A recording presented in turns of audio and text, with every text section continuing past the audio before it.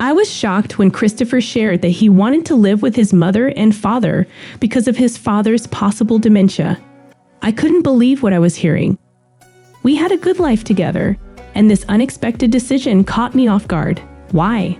I asked, trying to understand his reasoning. Well, I want to take care of my dad, and I think it's best if we all live together. I want to support him through this, Christopher explained. I was torn between supporting Christopher's desire to care for his father and the sudden change in our plans. I tried to express my concerns about our relationship and our future, but Christopher seemed determined to prioritize his family. As days went by, I noticed a shift in our dynamics. Christopher spent more time with his parents, leaving me feeling neglected. When I tried to discuss our relationship, he reassured me that it was a temporary situation and that things would get back to normal eventually.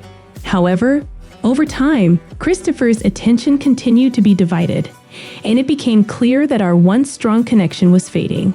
One evening, after returning home from work, Christopher dropped a bombshell. "You know, my mother thinks it would be better if we take a break from our marriage while I focus on my family," he said hesitantly. I was devastated. It felt like everything was falling apart. Despite my efforts to support him, it seemed like I was losing my husband to the challenges his family was facing. The situation worsened when Christopher's mother started spreading lies about me, leading to the heated confrontation mentioned earlier. Now, as I stand outside my own home, expelled by my own husband, I grapple with the reality of my shattered marriage and the unexpected turn my life has taken. "Oh, it smells delicious in here. Is lunch ready yet?" My father-in-law's voice interrupted my thoughts as I busily unpacked our belongings in our new shared living space. I turned towards him with a smile. "Almost ready. Just a few more minutes." Christopher's parents seemed welcoming, but the unease of this sudden change lingered. As I prepared lunch, my mind raced with conflicting thoughts. Living with my in-laws was not what I had envisioned for our marriage, and the decision was made without considering my feelings.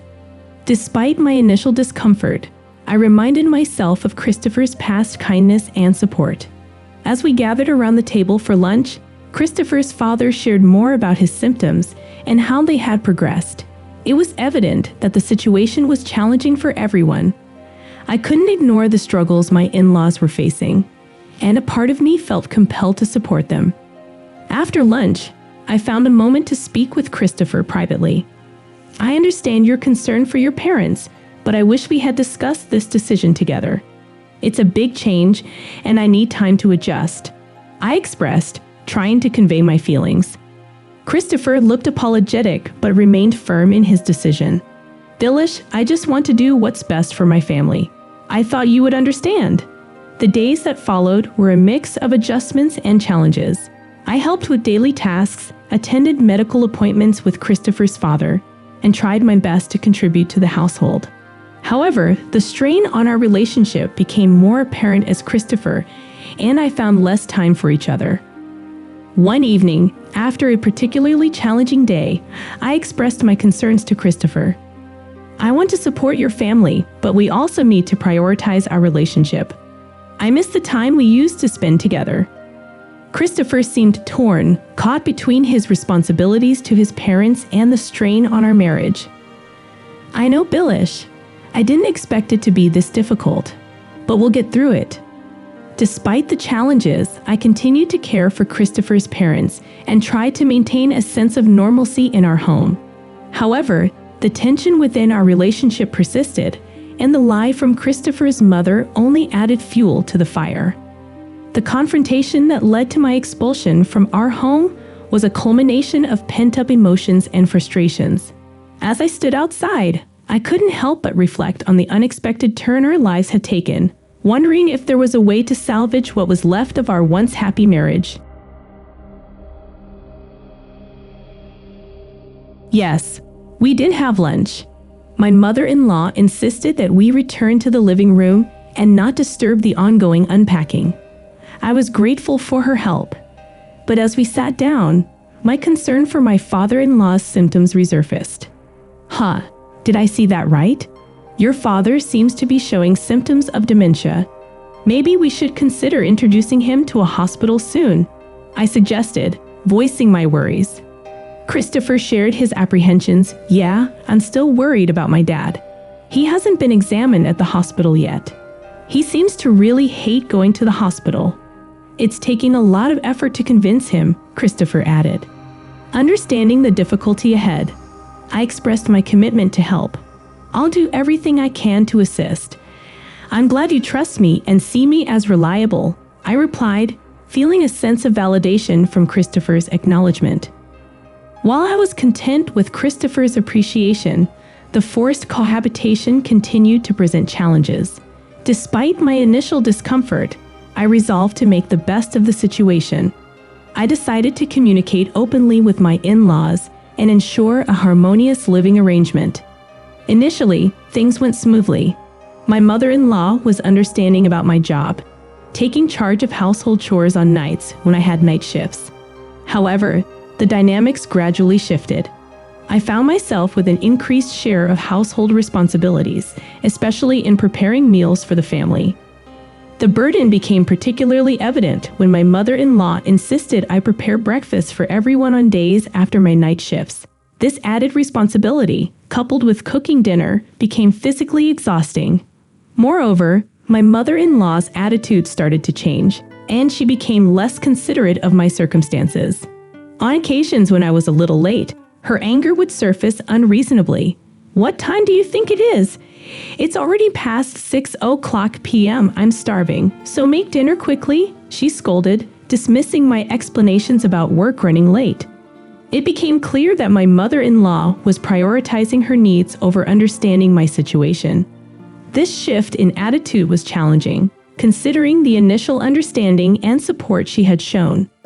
As I navigated through these changes, I couldn't help but wonder how I could maintain a sense of balance in this new family dynamic. Her unreasonable behavior escalated, reaching a point where even my efforts to contribute were met with disdain.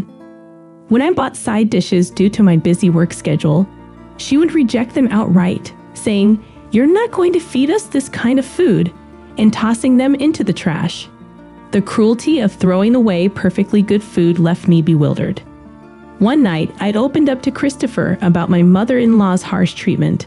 I detailed the unreasonable comments and actions, hoping for support. However, to my surprise, Christopher didn't take my side. "Isn't it because of your attitude?" he responded. "Mom is a wonderful person. She's trying to guide you, and you should be grateful.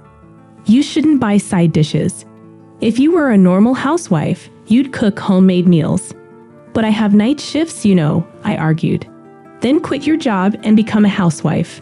You can do both household chores and caregiving if you quit your job," he insisted. I was taken aback by his suggestion. "Are you serious?" "I have to say that because you're not doing your household chores properly. If you don't like it, do your household chores properly." "Okay, I understand," Christopher retorted. Feeling disillusioned with Christopher's lack of understanding, I decided to prove myself. Despite my demanding job, I took on the challenge of balancing household chores and work. I worked tirelessly to meet the expectations set by my mother-in-law and win Christopher's trust. However, no matter how hard I tried, my mother-in-law never recognized my efforts. She criticized my cleaning, called my cooking terrible, and labeled me a terrible daughter-in-law. The situation worsened as she began fabricating lies about me, accusing me of meeting other men, gambling, and even stealing money from her wallet. Each false accusation eroded Christopher's trust in me. "What are you doing? Cheating, gambling, and stealing. That's not something a person can do," he scolded. In response, I defended myself vehemently. "Wait a minute. Do you believe your mother's lies? I would never do such a thing." Despite my protests, Christopher seemed swayed by his mother's deceit, leaving me feeling betrayed and desperate to salvage the trust and understanding that once defined our relationship.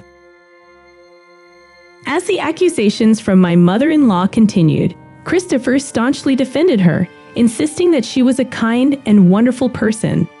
I couldn't fathom why he believed her lies so easily, even when they were causing strain on our relationship. Frustration and anger built up within me, and I began questioning the validity of our marriage. One day, amidst this turmoil, I received a surprising text message from a junior nurse while I was at work. She informed me that she had seen someone who looked like Christopher walking arm in arm with a young woman. The message suggested a level of familiarity beyond what one would expect from mere acquaintances. This revelation left me stunned, considering Christopher's suspicions about my fidelity. Unable to ignore this shocking information, I decided to take action. I hired a private investigator to gather evidence, and as suspicions turned into reality, I made the painful decision to file for divorce and leave the house that had become a battleground of mistrust. In the midst of preparing for this major life change, Christopher's sudden outburst caught me off guard. He angrily accused me of attempting to feed his parents rotten food for breakfast. "Hey, do you know what you're doing?" he yelled. "What are you talking about? You tried to feed my parents rotten food for breakfast, didn't you?" he accused. "No, I didn't. Besides, today's breakfast was..." I started to explain, but he cut me off with a stern demand to stop lying. The irony of the situation hit me hard. While I was working to gather evidence and prepare for a divorce, Christopher was levying false accusations against me. The unraveling of our relationship seemed inevitable, and I braced myself for the difficult decisions that lay ahead. To apologize or perhaps accept their version of events. However, I had no intention of yielding to their baseless accusations. I didn't come back to apologize. I came to finalize the divorce, I declared, standing firm.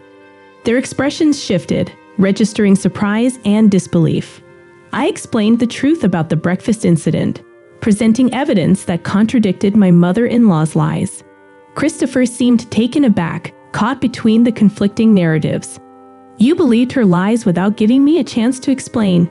I confronted Christopher, my frustration evident. He stammered, realizing the gravity of the situation. I thought. "No more excuses. I won't let myself be mistreated any longer," I asserted, determined to break free from the toxic cycle. As I initiated the divorce proceedings, Christopher and his mother's demeanor changed. They seemed shocked by the reality of my decision. My parents, who had been supportive throughout, were there for me as I navigated the legal process. Months passed, and the divorce was finalized. I started rebuilding my life, focused on healing from the emotional scars of that tumultuous experience. The separation allowed me to rediscover my own strength and resilience. Looking back, leaving that toxic environment was the right choice. I learned the importance of standing up for oneself and not tolerating mistreatment, even from those closest to us. My parents' support became my anchor, providing the comfort and stability I needed during this challenging chapter of my life. They probably expected me to beg for forgiveness or reconsider, but I had made up my mind. I didn't come to my in-laws' house seeking reconciliation. I came to initiate the divorce. As I handed the divorce papers to Christopher, he froze in disbelief. "Huh? What's that?" he stammered, realizing the gravity of the documents. "What do you mean? I want to divorce you," I replied calmly, my resolve unwavering. "Then please sign here." Christopher, panic-stricken, pleaded, "Hey, wait a minute. It's crazy to suddenly divorce me." My mother-in-law chimed in, "You can't just divorce him like that. You have a duty to help us as his wife. In this case, it's an absolute divorce. I can fight you in court if you want," I asserted, determined not to be swayed. My mother-in-law, flustered by the mention of court, could not muster a response and simply froze. I clarified my purpose, stating that I came to collect the rest of my belongings and expose the truth about my father-in-law's supposed dementia. "Your father's dementia was a lie, right? I heard your conversation from your room the other day. You thought if you said he needed care, I would have to live with you. But it worked out well, didn't it? I'd also heard you praising him for his great acting. So, he wasn't really demented, right?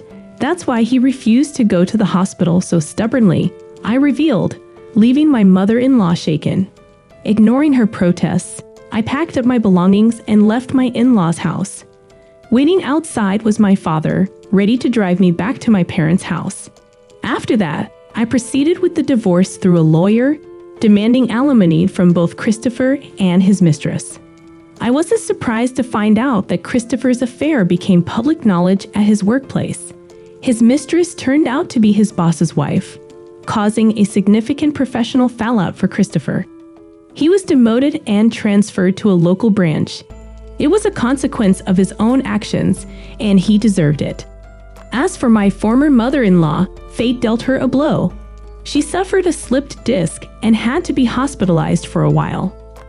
With no one to handle the housework, my former father-in-law, who couldn't cook or clean, had to fend for himself. Unfortunately, his health deteriorated due to a poor diet, leading to his hospitalization as well. They reaped what they sowed. On the flip side, I embraced my newfound single life back at my parents' house. The supportive environment allowed me to focus on my career. I worked harder than ever, earning a promotion and climbing the professional ladder. Love took a backseat as I prioritized my own growth and financial stability. I saved diligently, determined to build a secure future for myself. This chapter, marked by resilience and self-discovery, taught me the importance of standing up for oneself and finding strength in adversity. I hope you guys enjoy this video. To watch more stories, hit that subscribe button. Thank you.